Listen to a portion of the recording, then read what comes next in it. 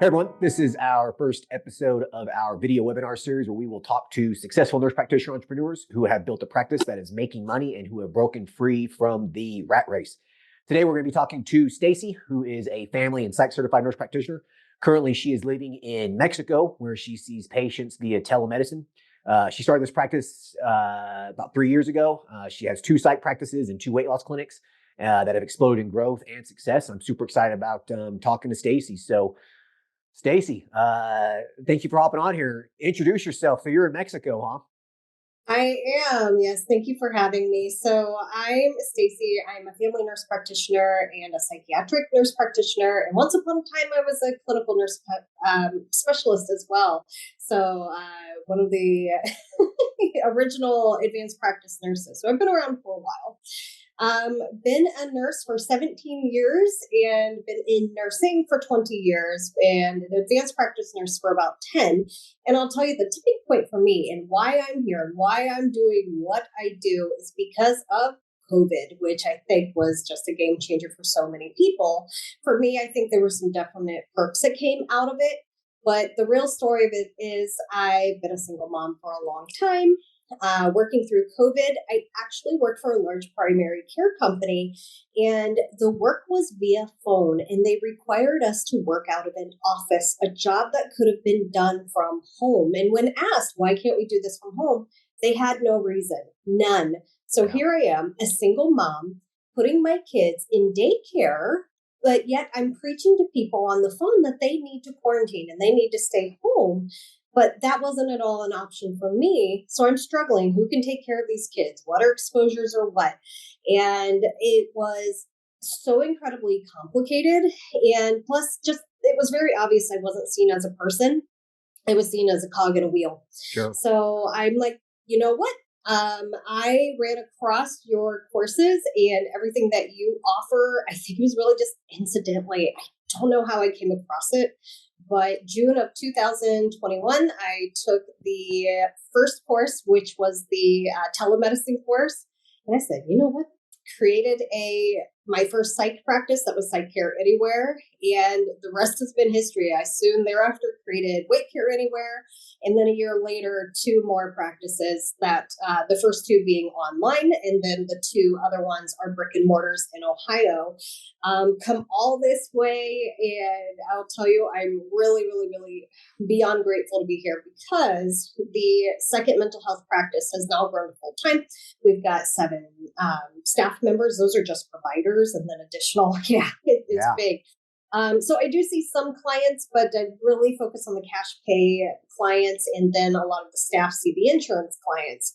My goal overall is to work less and to spend more time with my kids because I missed out on so much with them because I worked, and that was it because that's the nurse practitioner way. That's the nursing way. Yeah. And I'm here to prove that's not the truth. That doesn't have to be the case.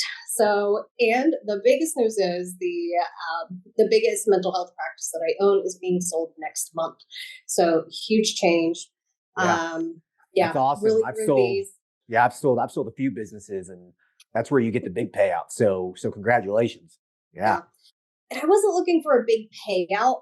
I know I was looking to prove that I could do it, and that if I could do it, surely anyone else can too. And I did it from afar. Now, to be totally fair, I did spend a lot of time in the States to be able to get that done, but I was still able to come here and enjoy my 80-degree weather today.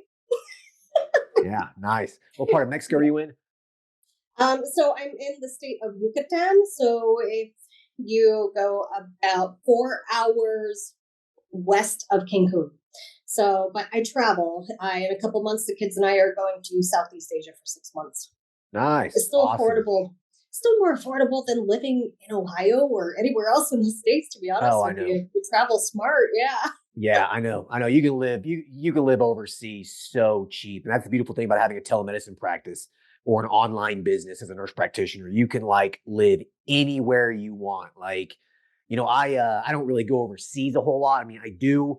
I've done telemedicine before in Nicaragua, Costa Rica, St. Lucia. I mean, I've been, all over more Central America, the Caribbean doing it.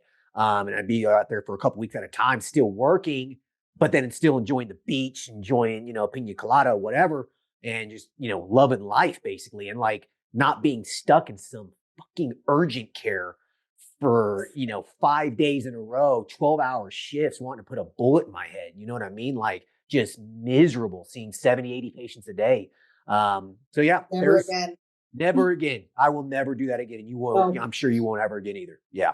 It's us doing the same shit over and over again and expecting a different outcome. Yeah. Yeah. And you're not. Not doing And like, again. and your salary's doing this. Like it just doesn't even move. Like it's never going up. Like you, as a nurse practitioner, you're an RN, and then you become an NP, and your salary goes up. And then once you become the NP, you're pretty much you've hit the ceiling. There's not really a whole lot more you can do. So this $120,000, $140,000 a year, it's great money. I'm not saying that it's not, but that's it. You're not making any more. Like that's pretty much it, unless you're picking up extra shifts or working more, exchanging time for dollars, right? And so you've learned that you don't have to exchange time for dollars anymore, right? Close to it. There's still some of that in building that practice that I'm selling. There has been some semblance to that. Sure. However, if I'm still comparing, exchanging that for someone else, instead I'm exchanging that for me and only me. Yeah. And for the people that work for me, because I've got an incredible team. I definitely could not have done it without them. So with that said, how many hours do you work a week now? Today? So not including the admin work that I'm slowly rolling over to the new team, 10 hours. 10 hours a week. Okay. Yeah. Like, yeah. I have clients that have been with me for a long time, and I'm going to keep them indefinitely. Yeah. They've been loyal to me, and I'm going to stay loyal to them. Absolutely. Sure. I am building that fifth business, which is doing consults. I've done a few already and helping people also see how they can leave the States, leave the rat race, live a different life, not keep up with the Joneses, and be willing to experience something different. So I've done a consult with someone that plans to move to Colombia. People that are like, hey, I'm not trying to stay here. So some people come to me because they want to live somewhere else permanently, or they just want to be like, hey, how can I just travel around and not be stuck somewhere here? So that's what I've been doing with the business I started called Nurse Practitioner Entrepreneurs Cross Borders. So that's NPEC. Cool. Yeah. So why not? Cool. My question is, why not? Well, drop the web address and all that stuff towards the end of the episode, towards the end of the webinar. Okay. Yeah, for sure. I mean, that's awesome. Like, I go to other states. I have a couple vacation homes that I Airbnb, so they pay for themselves, right? So they're paying for themselves, but I can go hang out in them for a month here and there. So like I travel all across the country throughout the year, and I'm still working. I'm still seeing patients. So my men's health clinic, I see patients 4 to 6 hours a week anymore. Other than that, I'm not really doing a whole lot else. Like doing some Elite NP stuff. So anyway, so you spend about 10 hours a week now, keeping the businesses running, seeing your established patients. Now, tell people who might be kind of in the dreaming phase. So there's going to be some nurse practitioners listening to this, maybe some registered nurses that might be in the phase where they're contemplating starting a business. They're not quite there. So tell them, how much time did it take for you to get to the point that you're at now? So you started these businesses 2.5 years ago. So over the last 2 or 3 years, it's come to fruition to this point. And, for me, it was similar. Like the first 3 years was a hustle. Like I worked my ass off. You know what I mean? Like it was not easy. I worked 60, 70, 80 hours a week, hustling, starting multiple businesses at the same time. But after 3 or 4 years, I'm here today. You know what I mean? A multimillionaire, basically nurse practitioner that have all these businesses working for me at this point. I've sold a couple of them. Like, it's only took 4 years to get here, but those first few years was a hustle. So I'm assuming it was similar for you. Actually, no. So I'm nowhere near that in income because that was not my goal. Sure. My goal was to not work less. So was there definitely weeks where I spent 40, 50, maybe 60? Yes, but more than not, I've worked 40 hours or less to get them where they are. I think the difference is the first two were telehealth, and then a year later I started two more. And if you remember from the podcast, when I was on your podcast, the problem was I was like, what am I doing? If I could have done it differently, I would have had them kind of integrated and not separate entities.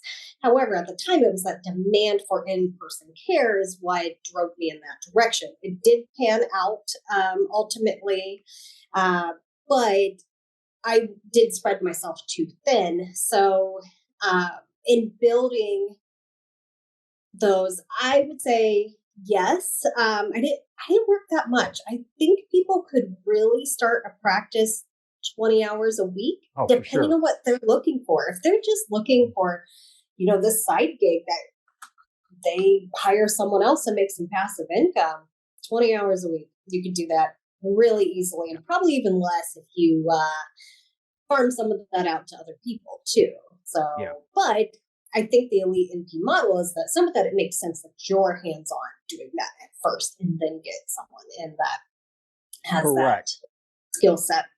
Correct. Yeah. So the Elite NP model, this little model that I kind of created was you work part-time and you start a part-time business, or you start multiple part-time businesses, right? Like, yeah, I mean, I agree with you. Like, I wasn't spending 60, 70 hours a week on one business. It was spread out, 10 hours on this business, 20 hours on this business, 20 hours on this business. You know what I mean? So I spread it out. So that's kind of sounds like probably what you did as well. You were putting 10 hours here, 20 hours there, or whatever, for 40, 50 hours a week at first. But you did it right, though. It sounds like you were hiring other nurse practitioners to see patients for you fairly soon within the journey. Within 6 months. Yeah. So if you do that, then it becomes a lot hands off. Like, I didn't hire my first nurse practitioner for a couple of years. So I was doing it all. Like, I was killing myself. Like, I was working urgent care, picking up shifts in the ER, picking up shifts in the Suboxone practice, started my men's health practice, doing my medical cannabis clinic, started an online telemedicine practice for transgender HRT, started the Elite NP, did property management. Like, I was just like, it was just too much But yeah, I mean, today I'm not doing anything. I'm not working for anybody anymore whatsoever. So, were you working when you started these businesses at all? I was. So that was that telephone-based business. It was doing triage essentially, especially that was during the height of COVID, and it was very, very busy. But so essentially what I did is summer of 2021, I sold everything and packed up, moved, and I only needed a few visits a week, 10, 20 at most, to make enough money to afford my lifestyle in a foreign country because of the cost of living difference. So you started this business, you started these practices, and you moved to Mexico. How 2 months. About 2 months. Okay, so you're a little on the wild side then, and you brought your kids with you. Of course, and I'm a single mom, so absolutely. Wow. Now, I had a little cash from selling my house, but I also paid off any debt I had, and all I was left with was my federal student loans. I paid off any private student loans, paid off my car, and I don't have debt. And other than student loans, as a lot of us do, but that'll be next. Yeah, and yes, I was daring, but I was that burnout. I was that tired of it. I was done. And as soon as I saw that other people could do this, I was like, okay, this sounds dangerous. Let's do it. Yeah. And like, it's really not that hard, right? Like, it's not that hard to start one of these practices. It's really not. Well, no, in your courses, it makes it almost like redundant. It's hard to mess it up. If you pay attention and follow the steps, it's pretty straightforward. Pick an EMR. At the end of the day, they're all the same. Pick this, set up your LLC. It's really all you need. I will say you mentioned working a whole lot in your businesses. And I think what encouraged me to have other people work for me and see clients for me was the E-Myth. I read the E-Myth, that book, and it was kind of like, hey, make things redundant. So in my businesses, we have policies and protocols, and that's just how it's done. And that takes some of that novelty out of me, right? Because sometimes your patients come to you because they want you.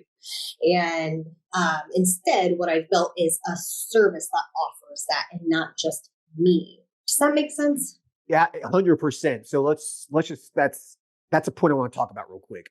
So developing these policies and procedures. I get emails and messages all the time from nurse practitioners who are wanting to start a practice, or they're starting a practice, or they're maybe like 3 months into their practice, and they're freaking out that they don't have a standard operating procedure manual.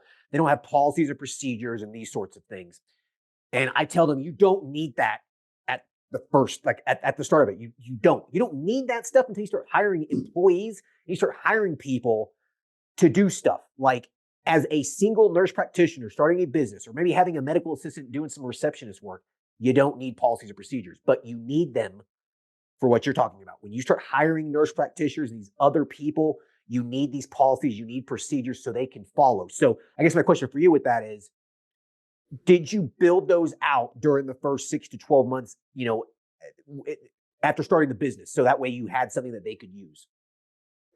I didn't. I actually hired my first virtual assistant and was like, let's figure this out together.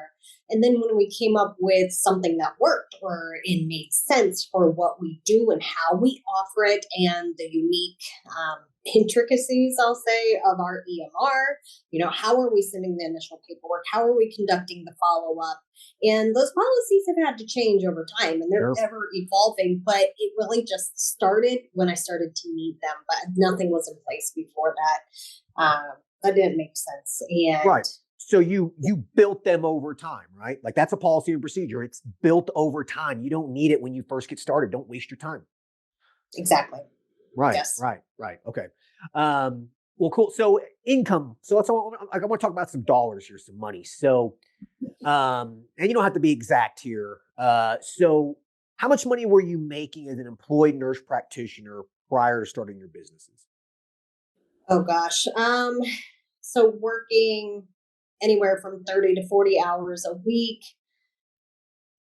around 120,000. Okay. But you know how much you see of that after taxes and childcare Right. and all that.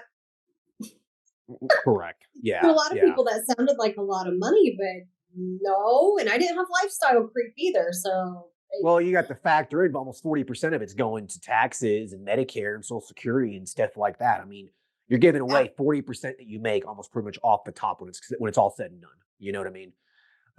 As a business owner, you get to keep a lot more. So as an employee, you pay your taxes and then you get paid. As a business owner, you get paid and then you pay your taxes later, which means you can really reduce your tax bill, right? Absolutely. Absolutely, yes. Right. So I'm not giving the government a free interest-free loan on my money. absolutely, I don't. Like I estimate how much I'm going to pay in taxes, and I put it in like some treasuries that pay 5%. So I make 5% over the year, and then I pay my taxes. Like, that's smart. Absolutely. Yeah. Okay, so $120,000. So you started these businesses. So just give me some rough ideas. Profit, not total revenue. Like, how much profit did you make? Like, how much did you pay yourself? How much did you take home? First year, second year, and what's it looking like your third year? So technically, only this would be my second year because the first one was August to December. So I don't even know what I made at that point. But in 2022, I know grossed like 300,000, very part-time businesses, and um, paid myself 80 some thousand for working. I worked a lot because I was building the other mental health practice, but in terms of like actually seeing clients, not much. I didn't work a lot. But now this year, so if you think about how much that was per hour, stark difference, more than double what I made before owning my own business. This year, again, not counting the time I've spent really building that mental health practice, because that to me wasn't work, it was self-development. It was, hey, look, what I taught myself billing. I've literally taught myself everything about fully nitty-gritty running an insurance-based practice, which is more complicated than what I generally steer people to a lot of times if they can, cash, right? Yeah. So this year, if I had to hazard a guess, probably between 100 and 150,000 is what I would net just for myself, not including selling the business. But of course, I don't claim that much, right? Because I've got lots of write-offs. I've got, my travel that I do for work. I've got a lot of expenses that we write off. Yeah. Yeah. So, Yeah. Okay. So $150,000 this year, but the point that you made that I want to bring up is hourly.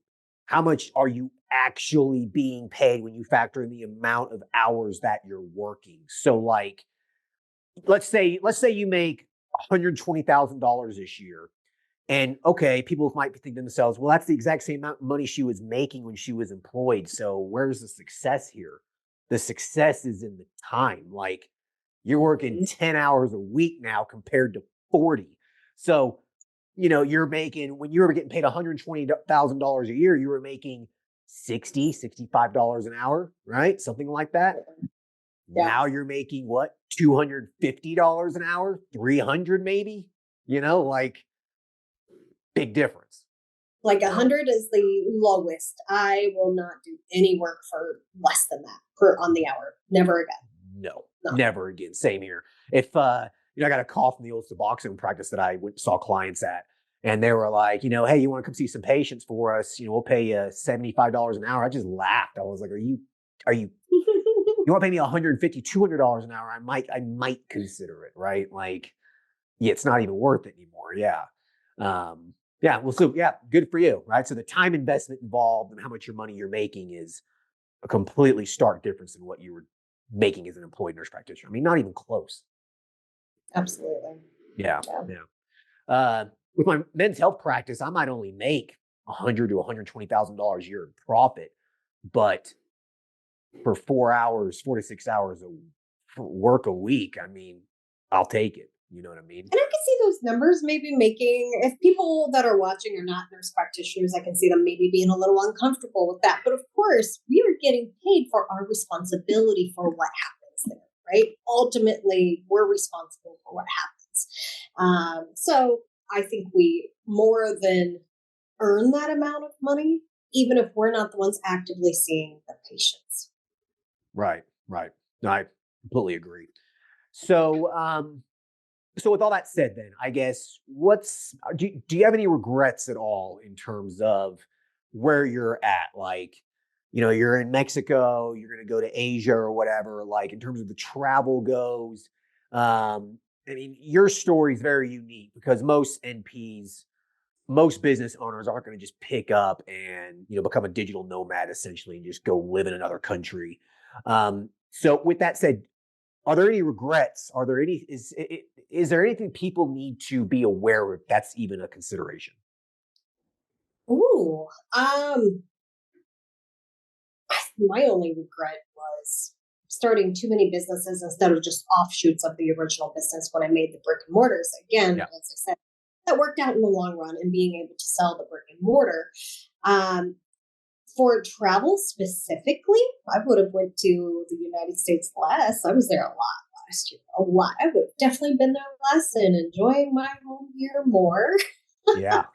But gosh, I can't even imagine regrets. Been to Egypt, Colombia, Spain, Portugal. Sounds terrible, doesn't it? Horrible. Poor you. Yeah. Yeah. And there's people listening to this right now that are probably in like upstate New York and it's colder than hell and it's snowing and they're getting ready to go. Yeah, exactly. They're getting ready to go walk into their ER shift. You know what I mean? And they have to start their car for 20 minutes before they can even get into it when they leave, Yeah. Yeah. Now, my only regret is, so I mentioned I'm a single mom, but what I didn't mention is not long after I moved here, I met a man. I'm actually married. He's not going to Asia with us because we also do volunteer work with the Maya communities. So, and take in street dogs. So I've got a whole bunch of dogs now. So someone's got to stay with the dogs while the kids and I travel. So do you own a home there? Are you renting it? Is that going to be like your base? Like what's your plan there? That's a good question. So I rent. I don't even want to tell you what the rents are. They've definitely gone up, but I'll say less than half of what I would pay in Ohio. And Ohio's an affordable place overall. So that says a lot. But I do rent. I ideally do want to buy or build something here, which inherently is different than in the States. It definitely takes longer. It's a different culture. It's a different a lot of things. I can't picture myself leaving.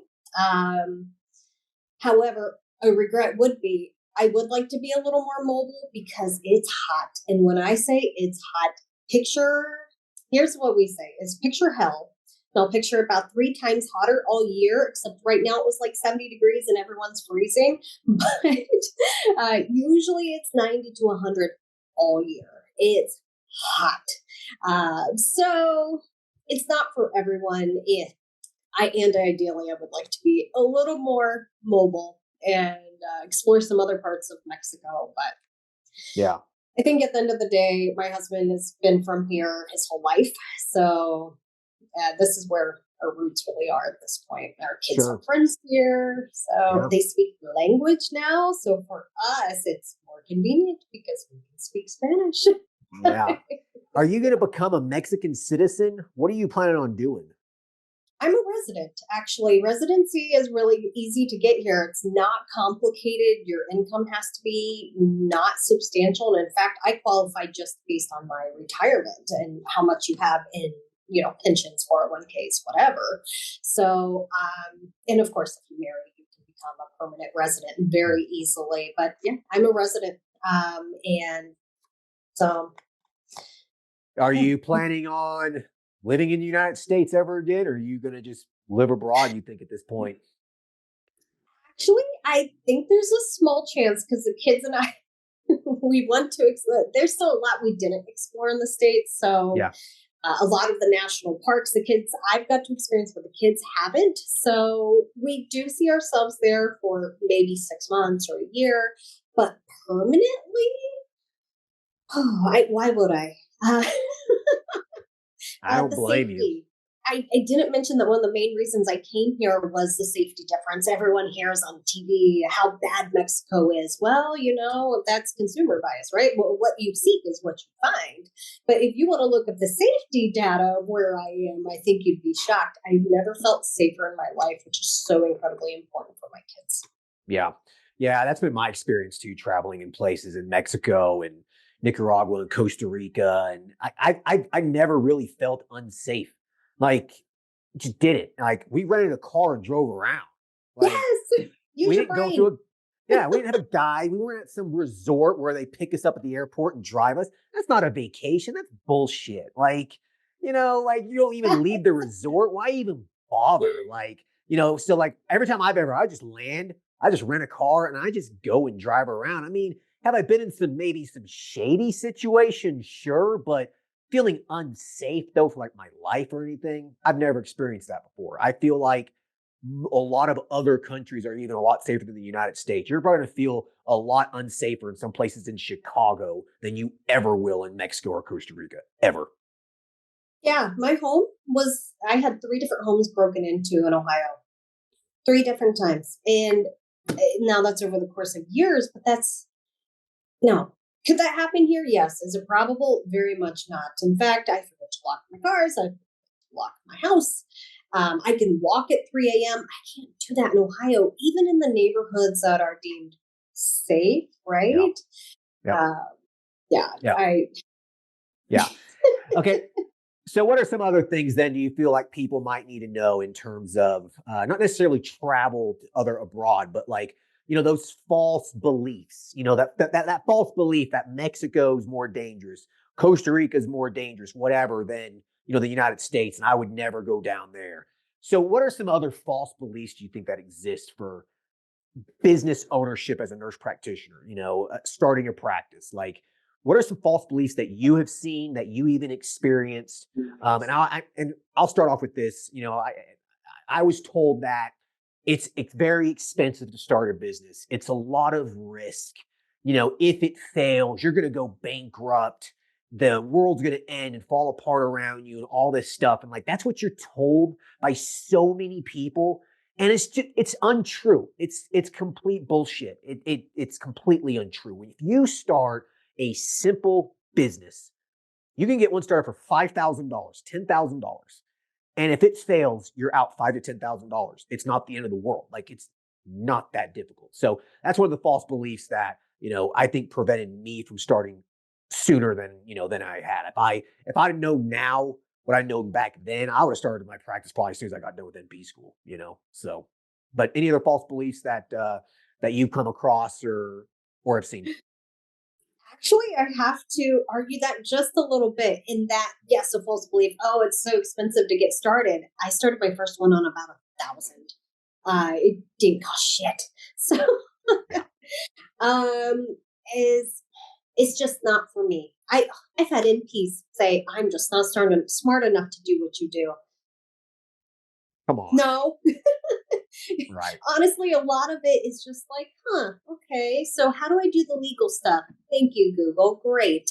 Then the other is, okay, picture who do I want to treat and what does that person look like? Anyone can take your courses. It's not complicated. No. I think that's a big one is, it's just so complicated. Now, the insurance piece, if you want to grow a large insurance accepting practice, it is complicated, but it's not beyond you. These are things that we can all learn.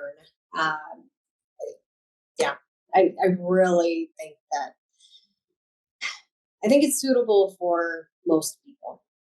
I completely agree with you. I've heard that a lot too. It's just not for me. I don't have what it takes. Like, what are you talking about? Like, you can show up to your job and build someone else's business or practice. You can definitely build your own. Like, there's really not a whole lot of difference. There's just a few things you got to do on the back end, paying some bills, some finances, some taxes. Like you said, Google is your friend. You can look up practically anything you need to look up. I I hired a lawyer one time when I was starting my businesses because I didn't know any better. What a waste of money. They didn't tell me anything I couldn't look up. You know what I mean? What a total waste of money. Like, you can look up pretty much anything. And there are so many people out there like yourself, me, the Elite NP group. There's so many people out there that you can just lean on for help too. Like, it's really there's a very large group of NP entrepreneurs out there, and it's if you have a question, there's people out there to ask. So Absolutely. And I did it with two kids, and my kids were 6 and 8 at the time. and you were in a foreign country. Yeah, and I didn't speak Spanish when I came here. We did not speak the language, but we figured it out. Right. So you're in Mexico, you can't speak Spanish, you have two kids, you just started these practices. Like, if you can do it, anybody can do it, right? Like, if I can do it, anybody can do it. I'm not special. I'm not some guru. I'm not, you know what I mean? Like, it's not that hard to do it. Like, Yeah. really not. Yeah. I get a lot of compliments. You're incredible. I want to be you when I grow up. And I'm like, then let's do it. Call me. Right. Just do it. Stop having these dreams. What if only I could be like you, if only I could do that. Stop that shit. Just do it.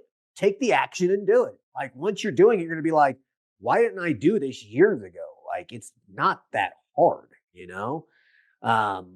But yeah, I mean, you're in another phase though. Like, you've built these businesses, you're getting ready to sell one. So, like, that's a big step. I think that was the step for me to where I saw the potential of what a business can be as far as an investment goes. It's not just this cash flowing job that you build yourself. There's a difference between being self-employed, being an employee to your own business versus being an entrepreneur. And I think that once you sell a business, I think that really puts you into that next tier of business owners. That really creates that entrepreneurial spirit, because now you see a business as an investment, and you can see what you can build and then sell for a profit as an investment later, and then use that money to even like build something else or invest it in some other things to where you build some passive income. Like, I said I was a multimillionaire. I didn't become a multimillionaire off of just my businesses. I did so by every dollar I made. I still live way below my means. Every dollar I made, I invested in various things, real estate, various stocks, stuff like that. And I've got some pretty significant gains with it, right? So, but that's how you see a business selling it. So you're selling this business with that money. What are you going to do with it? Are you going to just kind of live off of it? You going to invest it into some things? You're going to start another business with it? Kind of where's your mind going? I laugh because anyone that knows me, if I try to say I'll just live off of it, they'll tell me they know I'm bullshitting because I'm not someone that can sit down. I'm not someone that just sits still. Now, do I think I'll do just fine in my little trip to Asia? Sure. I know I'm going to take some time to just explore, but I'm not someone that just sits still like that. So, do I see myself investing that maybe further in the other businesses and growing them to where they can be sold? Yes, or possibly something else. So, ultimately, that's a really good question. In my mind, I'm going to take some time off, but then I will probably reinvest that money, which I think is important because how much of that is going to go to taxes if you don't play that right? Well, luckily, if you've owned the business for more than a year, it's going to be a long-term capital gains tax. So you're only going to pay like 20%. So it's really not, it's a lot. 20% sucks, but it's not the end of the world. It's better than the 30, 35, 40% you were paying as a W-2 employee, Uh-huh. you know? So I've got the gears kind of grinding in my head because Psych Care Anywhere, Weight Care Anywhere, and Columbus Weight Management still have room to grow. And ultimately, one of those I plan on selling it this year as well. And then what I do with the rest, I don't know. Where my heart really is in those consults and helping other people break free and do something different too. And I wanted to tie that into there's this whole myth about saturation. And we do say that the market is saturated, but it's saturated if, again, you're doing the same thing and expecting a different outcome. So, but each one of us can bring something of value to the communities that we provide for. Okay, what can you provide for that community? And when you really know what your niche is, so for me, my practice that I'm selling, our niche is neurodiversity and LGBT because those are things I'm passionate about that set us apart from anyone else. There's no saturation when you bring something really valuable to the table. So that's just something I wanted to put out there that is something else that I think a lot of people are concerned. Oh, saturation, maybe not. 100%. Like if you are marketing your practice to just the average Joe Schmo, then yes, there's some saturation in a lot of areas. But like if you have a very, very specific target demographic that isn't being served, it's not saturated. And that's exactly what you just said. And that's like my men's health practice. Like my men's health practice has kind of just become this like, if you are a middle-aged, successful, rich man who's a business owner or a high-level professional, like that's my target market. I don't treat your average Joe who has Medicaid. That's not my target market, right? So like your target market was that specific LGBTQ kind of population. Like, yeah, that's a fantastic point. I'm glad you brought that up. So with the investment then, I think that if you do invest it in another business, you're going to get a greater return on it, especially if you do see some areas of growth. Do you see growth in maybe one of those businesses to where you think that the investment would pay off? Yes, because they haven't been neglected, but they haven't quite had the attention that they could have had because so much of my effort was in growing that mental health practice. But because of the processes I've had in place, they grew just fine without really active marketing, no networking, and they just kept growing because of what I set up to begin with. So now if we think, okay, well, let me put a little extra pep in my step and a little more work into these, see where they grow too, especially since just being in practice long enough plays a big role. So just imagine putting a little more energy into those. I think that can go a long way. 100%. Yeah. So I guess I'm going to leave you with maybe a little advice with whenever you get a little bit of a windfall, a lump sum amount of money, I have no idea how much you're getting, but like, with a lump sum amount of money, look at it. If I put this money into another business, is the return I'm going to get on it going to be greater than what I could potentially get with, a safer investment through the stock market or something? You know what I mean? So like, The answer is probably going to be yes. That's what really anyone watching or listening to this. Like, if you have $10,000 to invest in a business, and you're going to invest that $10,000 into, let's just say you're going to put it in some stock that's going to grow 10 or 20% a year. That $10,000 turns into 12,000, then it turns into 14,000, 15,000, then it turns into, 20,000, et cetera, over, years. That amount of money, if you invest into a business, is going to grow a hell of a lot more than 10%.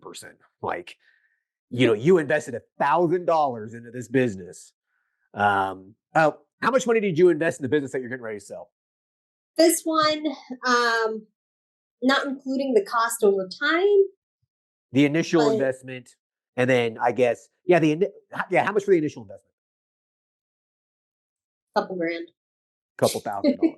Okay. Paying the rent for my little suite, and the first, the deposit, the first month rent, the EMR is $100 and some dollars, staffing. But even then, I already had the staff available from the prior business, and we just moved them over because.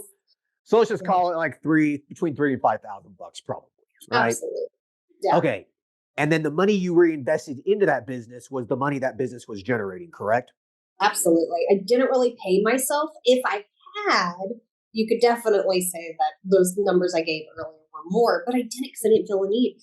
I live in Mexico. My cost of living is different. I didn't have a need, so I put it back into the business without any negative feelings about that, and that's definitely paid off. Right. So you were reinvesting the return on the $5,000 back into that initial investment. Same thing you would if you invested in a dividend-paying stock.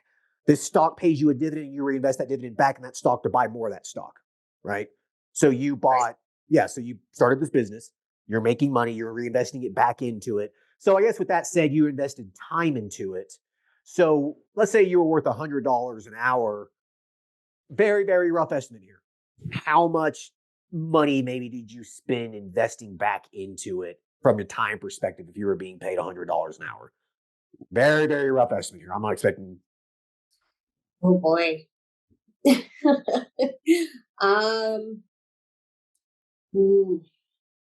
I really wish I could come up with that number, but what I could do is come up with that number after this. I sit and write it down like, okay, what were we really doing? So you figure $100 an hour, 40 hours a week comes out to be about $200,000 for a year. But you weren't putting 40 hours a week into this business. So with that said, you were putting what, maybe 10? Yeah, that'd be more like it. Up until August. And then when I knew, like, all of a sudden we got big and we got full and full time, that did change. So say I put maybe 75,000 of my own effort into it. That sounds about right. Yeah. 10 hours a week and a little bit more here and there. So for a grand investment of $80,000 you put in this business, and you're getting ready and you're selling it, I'm assuming you're making more than $80,000. Yeah. Okay. You don't got to give us specific numbers here, but usually when you sell a business that's profitable, you sell it for quite a bit. So yeah, you would not have gotten that investment return on anything else, would you have? Absolutely not. Because you're talking what? And of course, not including compound, and you're definitely getting back like 4 times what you put. Easily 4 times. Yeah. So cool. Well, listen, congratulations on your success. Anything else that you want to leave anyone listening to this with, for the nurse practitioner out there that's thinking about starting their business, or the nurse practitioner who might be struggling during that first 3 to 6 months of their business? Do you have any words of encouragement or anything that you want to leave to those people? Well, I want to start at the very beginning of, you really got to know what you want. For me, is I don't live extravagantly whatsoever. I live very modestly, and that's what I want. But it's okay if you want to live lavishly. My goal was not to make a bunch of money. It was to make a little bit of cash and then move on and be able to breathe and just be with my kids for once. Because again, I refuse to ever miss out on as much as I did ever again, because they don't have a whole lot of years left as children, right? My 11-year-old, before I know it, he'll be 18. you've got a small kid, and as they say, the days are really long, but the years are super short, and then they're gone. So what you want to do is you've got to know what your vision is. For me, I knew what it was. I just wanted enough to enjoy my life and explore the world. Some people, they want to be millionaires. They want to make a $500,000 net a year, and that's okay. That's fantastic. But know ultimately what you want in the very beginning. Whereas I was not 100% sure where I was going, but now, I have a much better idea of what my goals are. And I think that's really most important. So for those folks that are maybe really fresh in their businesses, again, knowing your community and what you bring to that community. So you've got to set yourself apart, because cheapest does not always mean best. And you want to attract those clients that value what you do. And you want to make it clear that, what you bring to the table. So I had a client I turned around away recently because she made a point to tell me that other clinics were cheaper, but they said, that's okay. I have no desire to be cheaper, because I know what we bring to the table, and it's different than any other clinic. And that's how it is. Another piece of advice is never stop reading. So I read all the time. So financial books, to really explore, because each one has a different take, right? So like Cash Flow Quadrant, I think everyone should read that book. If you're an entrepreneur, the E-Myth, I never stop reading. Then another piece of advice is you've got to turn it off. That's one thing I really struggled with, is you've got to be able to turn that off, because work's always going to be there. There's always going to be room for improvement, and that's fine. But make sure you set that delineation. Like, this is work time, this is business time. If you don't do that, you're going to end up not knowing. You're going to forget to have fun. You're going to forget on even how to have fun. You're going to lose your old self. You're going to lose what you were trying to fruit, basically. Like, you want time, you want this money to live your life and go enjoy yourself and all this stuff. Like, that's kind of the goal for a lot of people who start a business, right? But if you don't know how to turn off business, you're going to end up losing that. And it's hard to find that again, because now you're just business. So that's a perfect piece of advice. I was guilty of that. And only in the past month or two, I was like, whoa, because it creeps up on you and you don't realize it's happening. And you're like, hold on. And at the end of the day, it's going to continue without you if you set the right protocols and expectations in place. So again, don't make yourself like the commodity, right? So staff, if they have the right expectations, the right communication, you can shut off, and there's no reason that you shouldn't be able to divide the two if you do it the right way. That said, too, there's no perfect right or wrong way to do this. Oh, and most importantly, you're gonna fuck up. At some point, you're gonna do something. You're like, okay, I could have done that differently, and that's okay, because that's how we grow and learn and become what we are, and figure out exactly what we're doing and how we want to do it. Fucking up's a good thing. You are going to mess up a lot. You're going to make a lot of mistakes. There is no such thing as a perfect business. There is no such thing as a perfect business plan. If someone's selling you a perfect business plan, they are full of shit. Run away, because that's complete nonsense. You're going to make a lot of mistakes, but those fuck ups, those mistakes, you learn from them, right? Do you not become a better entrepreneur making those mistakes and learning from them? Like, you just do. But they're not grave mistakes. So I don't want anyone to be like shying away because of that. But you're going to be like, okay, I could have done that differently. Yeah. But if you pay attention to what the courses tell you, you've got all the basics of everything you need. So just pay attention. But the more of the nitty gritty, the finer points, you're going to mess up until you really figure them out, what works exactly for you. 100%. I always tell people this: as long as you're not killing patients, hurting patients, or committing fraud, don't worry about it that much. Like, don't worry about it. Like, those are the things you need to worry about. Outside of that, anything else can be a mistake and can be fixed. So, Absolutely. yeah. Well, cool. Drop your website or how people can reach you. I know that you like to do these, this consulting for people who might be interested in practicing outside of the States. So how can people reach out to you, find you if they are interested in talking with you, booking a consultation or whatever, to help them break free from the rat race in the United States? Absolutely. So it's Nurse Practitioner Entrepreneurs Cross Borders. So that's NPECB.com. Website's pretty fresh, and I will adapt it accordingly, make it a little prettier as time goes, but it definitely conveys what we're trying to do here. And I'd be more than happy to set up a consultation and help people see a different side, literally, of the world. Yeah. And by the way, you are helping me build a course. Well, you're basically building it. I'm kind of just putting it together, adding a little to it or Yeah. whatever, but building a course on how to practice overseas if that's what you're interested in. So hopefully we'll have that out, some point in the next couple months. So Next month, I would say I'll have my part done for sure.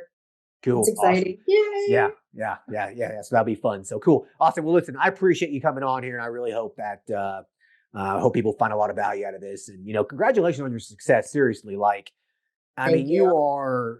you're truly an elite NP. You are in the top 5% of NPs in terms of what you've done. Like, you really are. You should pat yourself on the back. You've accomplished something very unique, very special, and you've built the life that you dreamed of. You made that a reality. So seriously, congratulations. Thank you. That means a lot. It's not been easy, but has it been worth it? Yeah, cool. Awesome. All right. Well, I appreciate it. Thank you. All right. Thank you.